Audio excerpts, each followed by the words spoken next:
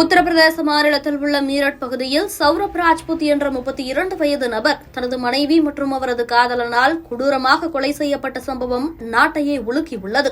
இதில் மேலும் பல திடுக்கிடும் தகவல்கள் வெளிவந்துள்ளன. தனது கணவனை 15 துண்டுகளாக வெட்டி சிமெண்ட் கலவையில் போட்டு ட்ரம்மில் வைத்து அடைத்துவிட்டு தனது காதலனுடன் மனைவி முஷ்கான் சிம்லா சென்றுள்ளார். அங்கு தனது காதலனோடு ஹோலி பண்டிகையை கொண்டாடிவிட்டு பின்னர் தன் காதலனின் பிறந்தநாள் விழாவையும் கேக் வெட்டி கொண்டாடியுள்ளனர்.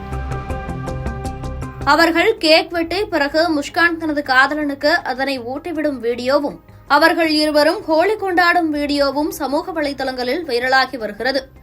காதலித்து திருமணம் செய்து கொண்ட தனது கணவனை கொடூரமாக கொலை செய்து சிமெண்ட் கலவையில் போட்டு அடைத்துவிட்டு எதுவுமே நடக்காதது போல் சிம்லாவில் தனது காதலனுடன் மனைவி முஷ்கான் ஹோலி கொண்டாடிய விவகாரம் தற்போது சமூக வலைதளங்களில் வைரலாக பரப்பப்பட்டு வருகிறது. மனசாட்சியே இல்லாமல் எப்படி ஒரு பெண்ணால் இப்படியெல்லாம் நடந்து கொள்ள முடிகிறது என்று பலரும் இணையதளத்தில் கேள்வி எழுப்பி வருவதோடு அவருக்கு கடுமையான தண்டனை வழங்க வேண்டும் எனவும் வலியுறுத்தி வருகின்றனர்.